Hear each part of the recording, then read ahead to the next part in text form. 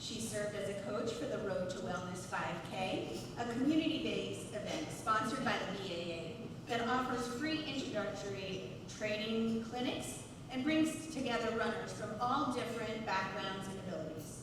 Her goal is to demonstrate incrementally that you can become what you believe to reveal your very best awesomeness. By far my new favorite quote. Her awesomeness shines through when she talks about her many efforts to support LGBTQ youth, especially those experiencing housing instability during the pandemic. Please join me in welcoming Gail to the podium.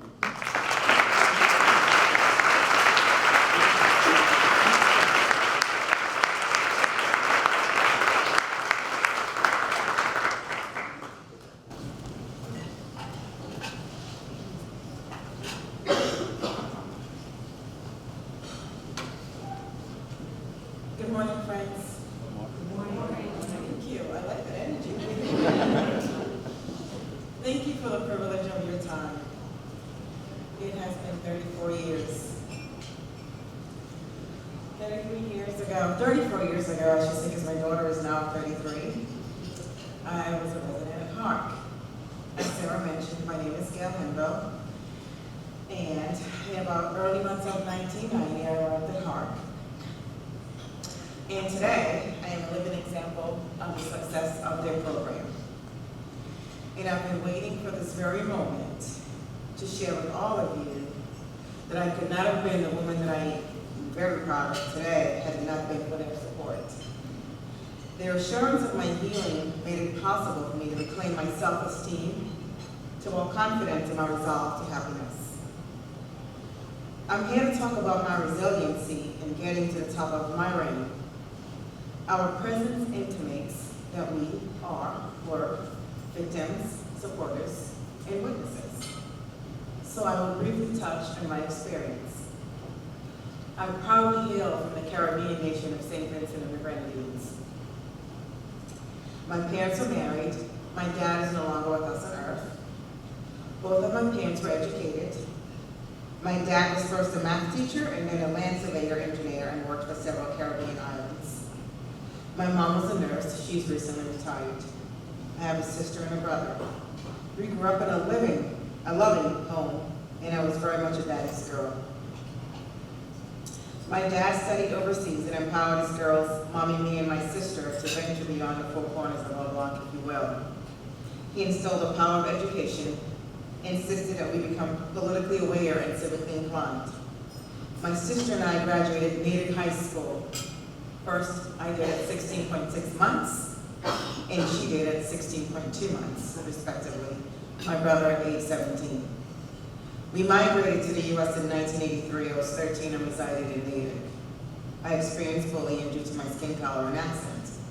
I went from a very social and carefree child to a suppressed introvert, hence a lack of street smarts, social awareness, and friends in this country. The perfect victim for my abuser. My abuser was my first boyfriend whom I met while I was in college. I fell madly in love, left my parents' home, dropped out of college, and moved into his. On the night of the incident, I had decided to remove myself from our relationship as I'd become pregnant, and the beatings were too much to endure. He did not allow this. I jumped over a balcony to escape. The police arrived to find him over me. He had been kicking me in the back and had told me he could kill me and no one would know. I do not know who would call them. I once heard that you're either a victim or a witness. I appreciate that witness to this very day. And I encourage you, if you're ever a witness, please do take a stand beside us. I'll connect it for you. I recall being picked up by a police officer and placed in an ambulance with a gentle advice. Ms. Henville, you're 19, he's 26. He is never going to change. Please do not go back. Hold on to these words, my friends, because again, I will connect it for you. I attempted suicide in a first battle women's shelter. It was dirty, and I was paired in a room that left me in fear of my roommate. I was desolate. I was placed on a 72-hour hold that lasted a week. I could not return to my home as my family was fearful for their lives. They had stalked our house. My sister asked her boyfriend to let me stay with him until we sorted out our plans, but his roommate attempted molestation. I fought him off, and when he left, I took whatever monies found, located a payphone, and called numerous shelters until HAWC told me that they would accept me after hearing my story. I only had to find my way from Upper's Corner to Salem. This was atypical of the process, as you all know.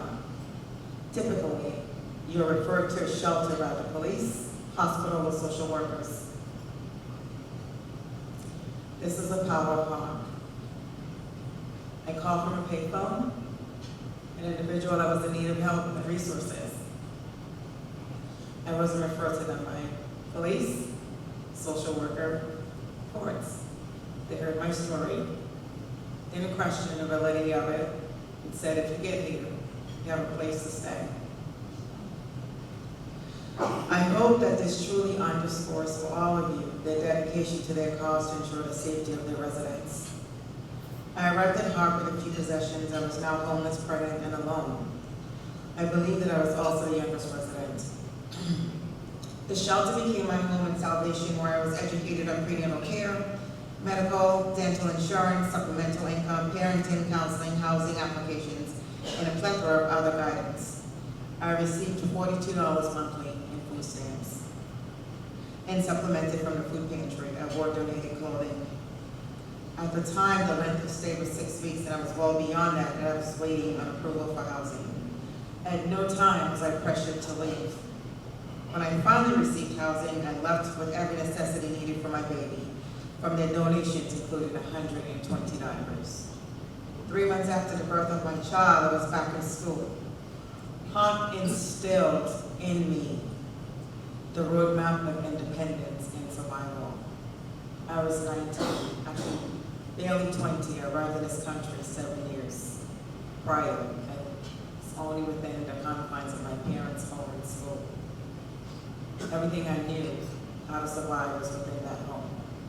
Here I was alone in Somerville while my family was in Natick, and I was surviving due to all of you. But this is not about me. My message is to us women and men who are currently victims or survivors. Building onto the life skills from HAWC, I sought therapy for my mental illness. I suffer from depression. I've attempted suicide 5 times. My first time was obviously tied to my domestic violence experience. I returned to my favorite joy. Running is my epiphany and my savior. I was a former track athlete as a young girl, and today I'm a marathon and running coach. I do not have the right answers to what will work for your healing, but I will share what has worked for me. Find your purpose. Find your purpose. Your why. Mine was my daughter. All of us have something.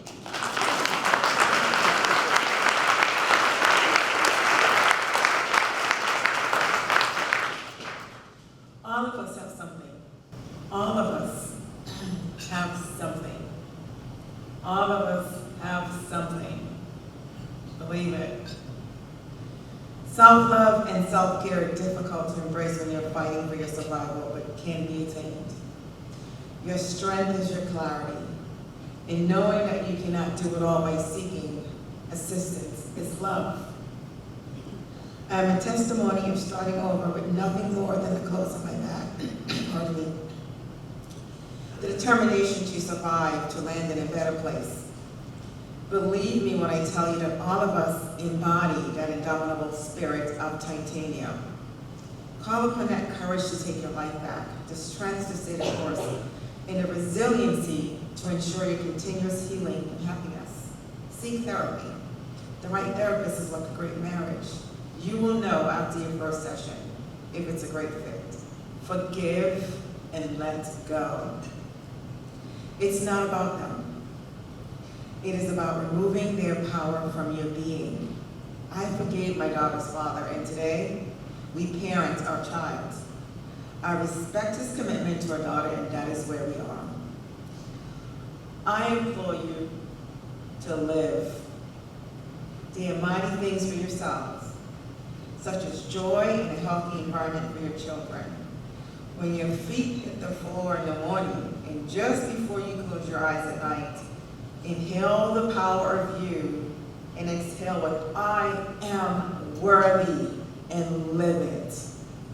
Live. To my resilient sisters and brothers, I need you to know, to feel that you are not alone. Love yourself more. You are deserving of someone who makes you feel like the Alpha and Omega. But also know that HAWC is always open to you. To the supporters, if you ever wonder about your donations, always think of me. I am your grateful legacy of generosity. Let me tie it up for you, that connection that I spoke of earlier. I never went back. I've had several bad relationships that I immediately severed when I realized the behavior of emotional abuse. To not paint the red flags white, I was told that my abuser's behavior will never change. And a police officer who shared that with me that night was right. My abuser did not change. He's been jailed many times for domestic violence. However, I do know the power of support. Those words from the police manifested themselves within my soul. They are my strength to recognize sadistic characteristics. In addition to waiting all of these years to convey my appreciation to HAWC, I also want to publicly express my gratitude to the police officer who in more ways than one saved my life on the night of my incident. Several years ago, I bravely sought him out, only to miss him by a few weeks due to his retirement. My mom couldn't be here. She's a caretaker for a grandmother who has dementia, but she sends him a great Caribbean bucket of love. If my dad was alive, he would have absolutely embraced them in the strongest bear hug for saving me. To our police who are present today, you may not feel it during the moment that you're there for us. You may not feel it during our moments of need. But I can truly tell you, you are greatly impactful. Your sensitivity and kindness are deeply rooted in our healing, as you are sometimes our first lifeline. This is going to be an emotional moment for me, because I've never met this man. We tried several times due to COVID. And when HAWC reached out to me and asked, would I humbly accept their offer to be your speaker today, I accepted on one condition. Only if my earth angel, Officer David Studley, would be invited as well. So, please join me for the very first time in honoring my hero. Heroes carries a badge, offers shelter and safety. Please join me in honoring Officer David Studley, wherever you are.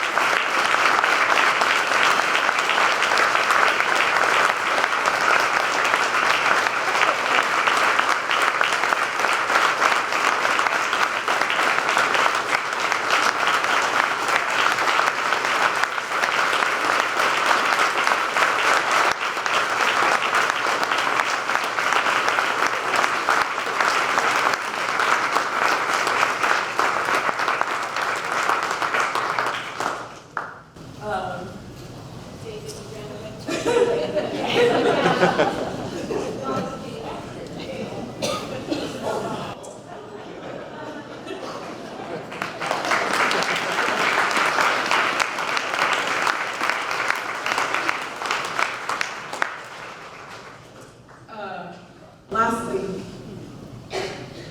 church supporters,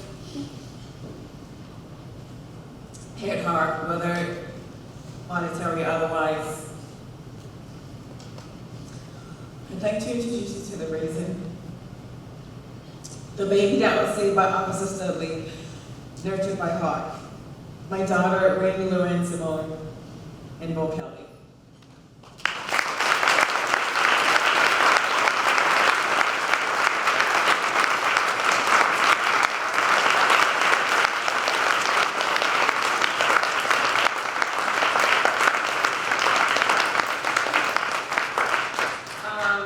As I mentioned, I received only $42 food stamps, and I was pregnant.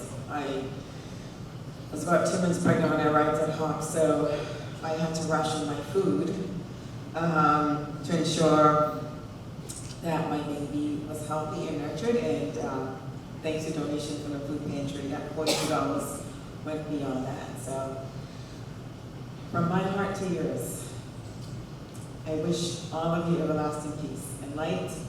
Thank you for listening.